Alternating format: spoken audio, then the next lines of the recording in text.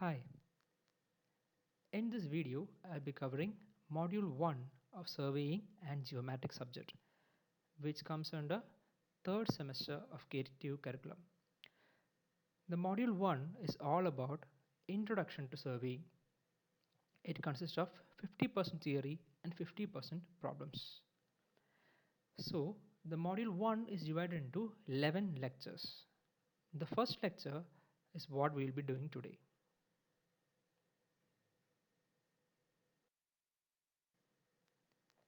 What is surveying? In this lecture, I'll be covering the definition of surveying, its importance, principles, objectives, various classifications of surveying, and the methods involved. So let's start with the definition. Let's read the definition. Definition goes like this. Surveying is defined as the art of determining the relative position of points on, above, or beneath the surface of Earth by means of direct or indirect measurements of distance, direction, and elevation. Yes, it is a long definition. But in simple sentence, surveying means measuring distance like length, height, and angles. Where do we measure this? We can measure on the surface of the earth, above it, or beneath it. We can use either direct or indirect measurements and various instruments involved. So that is surveying. Hope you understood this. So now we know the definition of surveying. It is just the measurement of distances and angles. So where do we use the surveying? The primary objective is to prepare a map or a plan from the data collected. And we make the measurements from different points on the ground and use this data to calculate the area or volume. Therefore, the objective of surveying is basically to create a map or a plan from data collected. And how is this data collected? By measuring distances between points, then further calculating the area or volume. These are the objectives of surveying.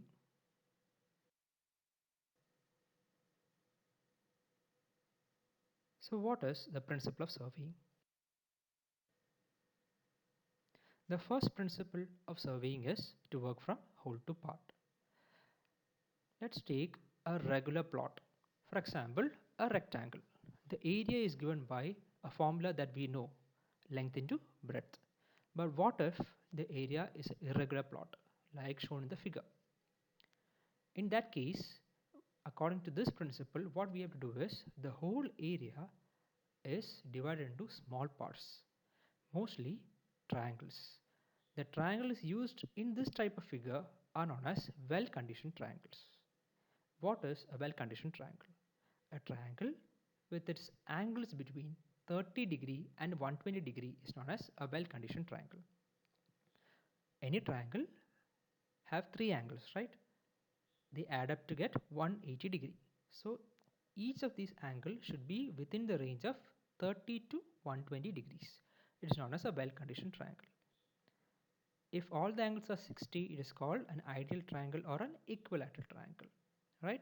And also, if the angles are not within the range of 30 and 120°, it is called an ill-conditioned, ILL, ill-conditioned triangle. So, what we do in this principle is, we divide the plot into small triangles. We know to find the area of a triangle. If it is a right triangle, we can use half base into height, or we can use Heron's formula. Those who doesn't know about Heron's formula, we look into it in second module. So we divide the whole plot into small triangles. We find the area of each. We add these up to get the area of the whole plot. This is known as working from whole to part. We consider the whole area. We divide it into small parts, find each area and add it up to get the whole area. This is not work. This is called working from whole to part.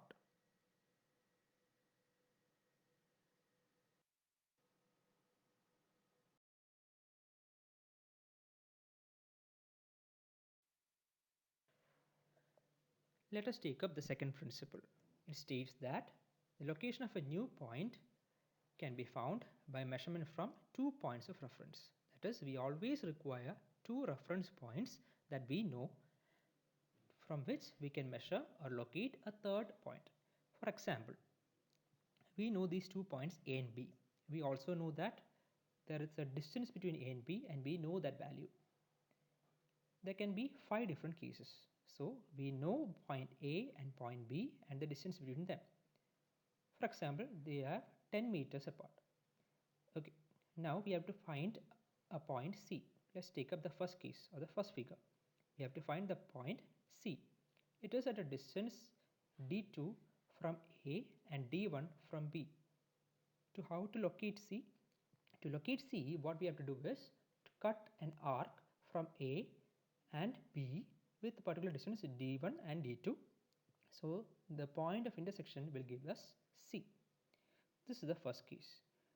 And also it can also C point can also be plotted. Using the second figure, we can see that if we know the perpendicular distance of C from the line AB, that is d2, we can plot C.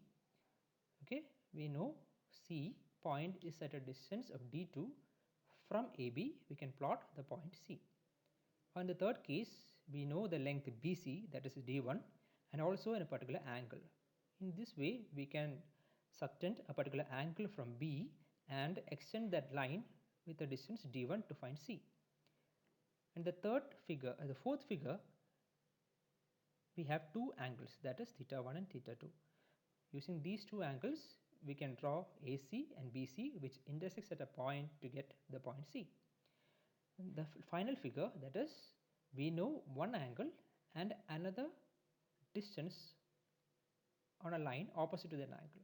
So these are the 5 different methods in which we can locate a point, a new point C, if we have two reference points A and B which is known. This is what is called a second principle, that is the locating a new point by measurement from 2 points of reference. So the next important point we have to study is what are the classifications or the different types of survey. There are two major classifications, that is primary classification and secondary classification. The first one is primary classification. The primary classification is of two types, that is plane surveying and geodetic surveying. This point is very important for examination point of view also. The secondary classification is just for your information. So what are the different secondary classification involved?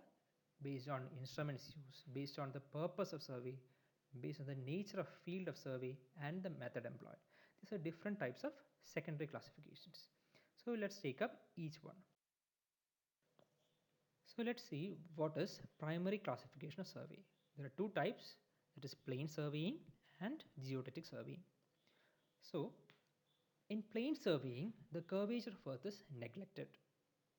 We know Earth is a spherical shape. Actually, it is called a spheroidal or geoid shape. There is always a curvature involved. When we are measuring a distance from, I'll take an example from Kerala to Jammu and Kashmir. The distance is roughly 3000 kilometers. So there is always a curvature of Earth which is also included in that length, right? But during a plane survey, this curvature effect is neglected. That particular curved length is neglected. But in geodetic surveying, the curvature of Earth is considered. Okay, so plane surveying, when it is used for much less distances. That is a distance less than 18.5 kilometers or areas less than 250 kilometers square. On the contrary, geodetic surveying is used when the distance is very high, that is greater than 18.5 kilometer or area is greater than 250 kilometers square. So the plane surveying will be relatively less accurate because the curvature is not considered, and geodetic surveying is highly accurate because both the plane distance and also the curvature of Earth is also included.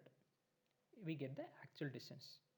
So if we are making a spherical triangle on a surface of Earth, that is a triangle has 3 points, right?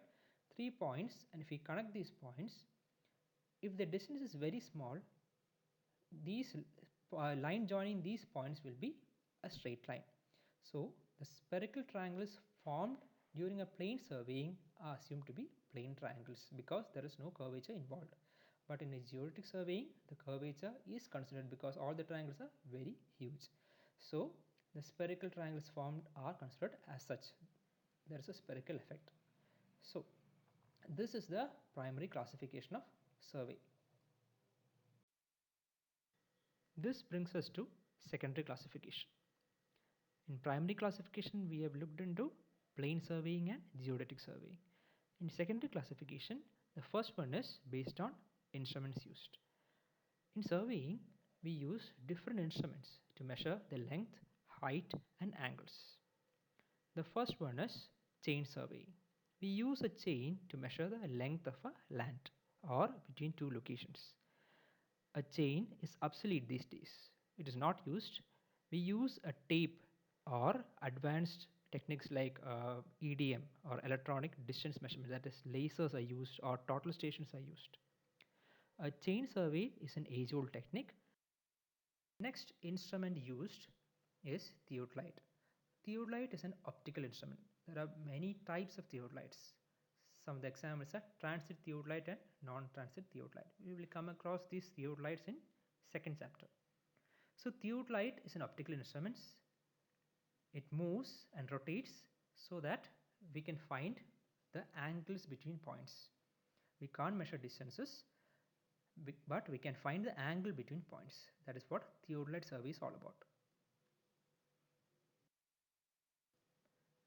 The next important instrument is plane table. A plane table is a wooden table, usually 75 centimeter by 60 centimeter size, and also comprises of many instruments like alidade, plumb bob, and compass, all supported on top of a tripod. This is a graphical method, or we have to draw on top of this what is called a plane table. We can put a paper on top of this and draw out the map of whatever area we are plotting. So this is the next kind of instrument used. The next important type of instrument is photogrammetry and aerial surveying. They are almost similar. In photogrammetry, what we do is we capture photos from above Earth while traveling in a plane or helicopter, which we used to do before. Nowadays, a satellite will do the same. Satellite captures pictures from above of land area, and we can compile these pictures together to get a map. We already said the objective of doing surveying is to create a map. So we can do that with these photos and images which are clicked from a satellite or a plane flying over. The aerial surveying is also similar, but which is mostly carried out by using a plane or aircraft. But nowadays, a drone is used for the same thing. A drone can capture a small area and also capture images and then compile it into a map. This is the classification or secondary classification based on different instruments used for surveying. Based on the purpose of survey or object of survey is the next major classification. That is why we are doing surveying. So based on that, we can classify the following. That is surveying, the first case being engineering survey. We can use surveying to collect data for engineering works like construction of dams, roads, or reservoirs. The second type is military survey. In military survey, what we do is we have to find the strategic important points that can be used by military along on the border or the coastal lines. The next important survey is mine survey. As the name suggests, we explore the mineral wealth of our country so that we can exploit that. The next important survey is geological survey.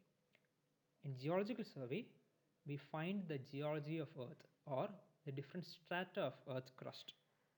And the last type is archaeological survey, that is to unearth relics or antiquity. We can use all these types of survey and perform various tasks. That is the purpose of survey or the object of survey.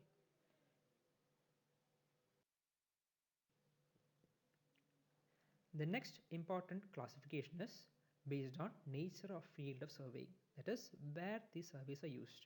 The first one is land survey, that is we use it on land. There are three types, that is topographical survey, cadastral survey, and city survey. It's very easy. Topographical survey is the survey in which we find the heights and depths of places so that we can plot the topographical map which shows the height of a mountain or depth of a sea or depth of a pond. The next is cadastral survey. In this survey, it is used to fix the property lines or land area, or even it is used to fix the boundaries of municipalities. That is called a cadastral survey. We use it to fix the boundaries of land area or municipalities. Next is city survey. A city survey is used for the construction of streets or water supply units. So, a city survey is basically a proper city map which shows not only the locations of different points but also shows the different streets and water supply and all these construction lines and the water supply lines. All these are also involved in it. This is called a city survey. So under the nature of field of surveying, we already said first one is land survey. The second one is marine survey. As we know from the name, it suggests that we use this surveying in sea or in water. It's also known as hydrographic survey. So it is used in sea. We can use a sonar and other depth finding devices so that we can map out the sea surface. Okay, the third type is astronomical survey. It involves determining the location of any point and a direction of any point with respect to heavenly bodies like sun. With respect to heavenly bodies like stars or sun, we can point out the different points on the surface of earth. This is called astronomical survey.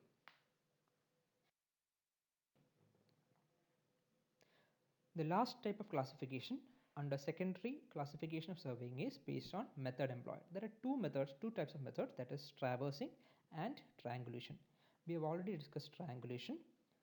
In triangulation, what we do is we divide the whole area into small triangles, mostly well-conditioned triangles. What is well-conditioned triangles?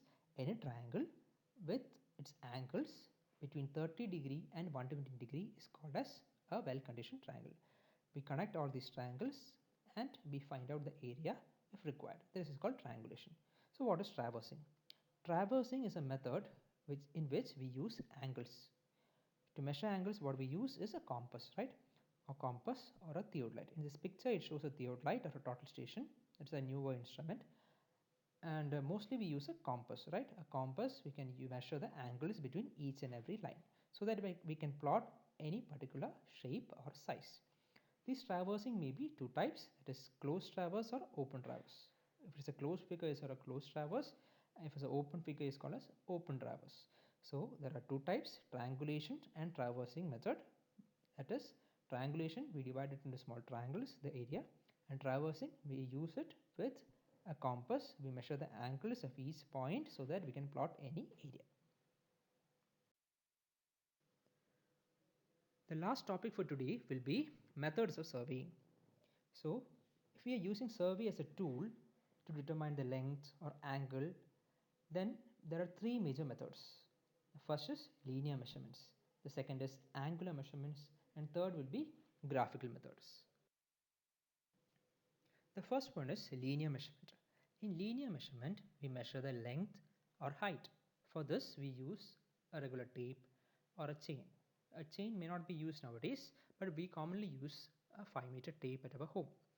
So nowadays many electronic equipments are also available, like laser distance measurement, that is known as EDM, electronic distance measurement, or a total station.